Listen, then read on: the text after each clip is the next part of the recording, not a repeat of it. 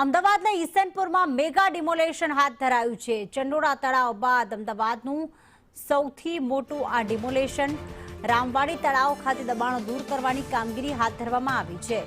918 થી વધુ કાચા પક્કા મકાનોને દૂર કરવાની આ કામગીરી હાલમાં ચાલી રહી છે। ગેરકાયદે કમર્શિયલ પ્રોપર્ટી સહિત ધાર્મિક દબાણો દૂર કરાયા। 15 થી વધુ જેસીબી અને ડમ્પર સહિતની મશીનરીથી આ કામગીરી કરવામાં આવી રહી છે। 500 થી વધુ પોલીસ જવાનોનો બંદોબસ્ત ગોઠવી દેવામાં આવ્યો। આયુષી જોડાઈ ગયા છે। આયુષી, આ મેગા ડિમોલેશન કેટલા દિવસ ચાલશે અને શું હાલમાં ત્યાં સ્થિતિ છે? જી આયુષી।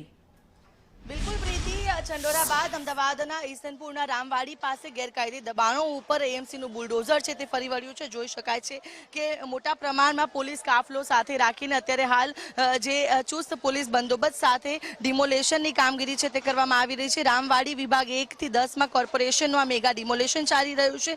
20 જેસીબી 500 થી વધુ એએમસીના કર્મચારીઓ દ્વારા હાલ ડિમોલેશનની જે કામગીરી છે તે કરવામાં આવી રહી છે। 8000 જેટલા લોકો આ રામવાડીના ટેકરામાં રહેતા હતા અને 10 દિવસમાં તેમને 2 જેટલી નોટિસો પણ ફટકારવામાં આવી અને ત્યારબાદ જે મેગા ડિમોલેશનની કામગીરી છે તે શરૂ કરવામાં આવી છે। ત્યારે અત્યારના દ્રશ્યો જોઈ શકાય છે કે મોટી સંખ્યામાં જે પોલીસનો કાફલો છે તે અત્યારે હાલ અહીંયા આ વિસ્તારની અંદર ખડકી દેવામાં આવ્યો છે અને પોલીસના ચુસ્ત બંદોબસ્તની સાથે અત્યારે હાલ ડિમોલેશનની જે કામગીરી છે તે કરવામાં આવી રહી છે।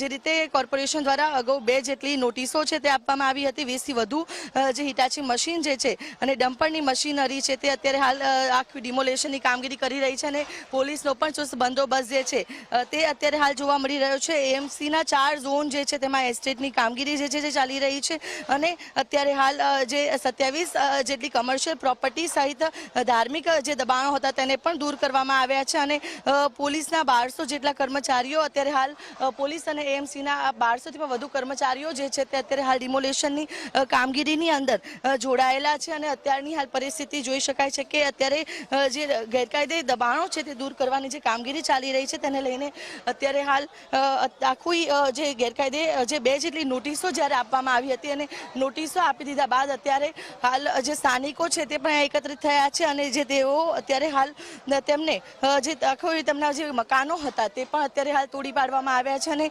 તમામ બાંધકામો જે છે તેના પર એએમસીનું બુલડોઝર જે છે તે અત્યારે હાલ ફરી ગયેલું જોવા મળી રહ્યું છે। એટલે કે 2 જેટલી જે રીતે ડિમોલેશનની કામગીરી કરવામાં આવી હતી અને અત્યારની આ જોઈ શકાય છે કે મોટી સંખ્યામાં લોકો અત્યારે હાલ અહીંયા બહારની તરફ ઉપસ્થિત છે।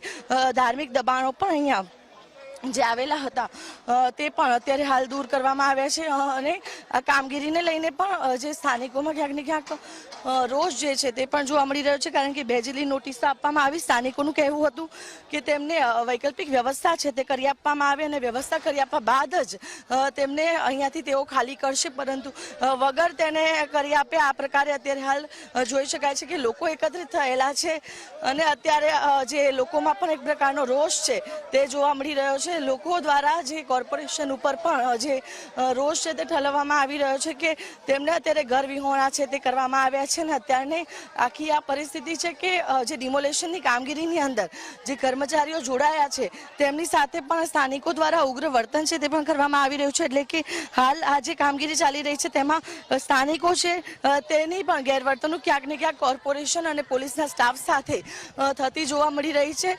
જે રીતે 2 જેટલી નોટિસો આપવામાં આવી હતી અને નોટિસો બાદ જ્યારે આ ગેરકાયદે બાંધકામો તોડી પાડવામાં આવ્યા છે છતાં પણ અત્યારની જે પરિસ્થિતિ છે કે તેમના દ્વારા જે રોષ છે તે વ્યક્ત કરવામાં આવી રહ્યો છે અને કોર્પોરેશનના અધિકારીઓ હોય કે પછી પોલીસ હોય અથવા તો મીડિયા હોય તમામની સામે ગેરવર્તણૂક જે છે તે સ્થાનિકો દ્વારા કરવામાં આવી રહી છે, જેને લઈને પોલીસનો પણ જે વધુ બંદોબસ્ત છે આ જગ્યા પર ખડકી દેવામાં આવ્યો છે।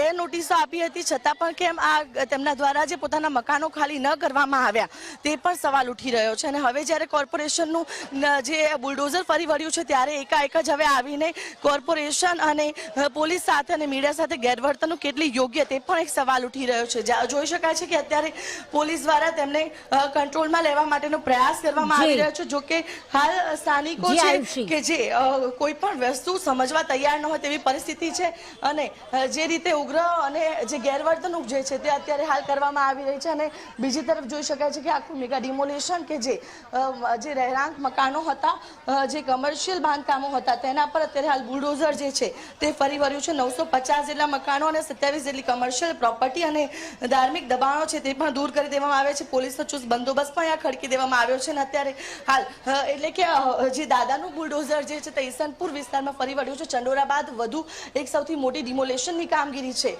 તે ઈસનપુર વિસ્તારની અંદર કરવામાં આવી છે. બિલકુલ, આભાર આયુષી તમામ વિગતો માટે.